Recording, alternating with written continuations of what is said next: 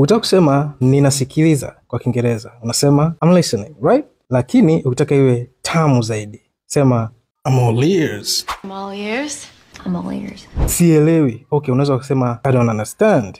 Lakini ukitaka iwe tamu au bora zaidi sema I don't get it. I don't get it.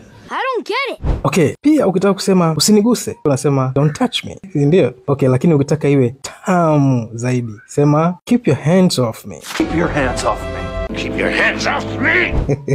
Okay, lakini pia ukitaka kusema nilifanya kosa unasema I made a mistake. Ndio. Lakini ukitaka iwe tamu sana sema I screwed up.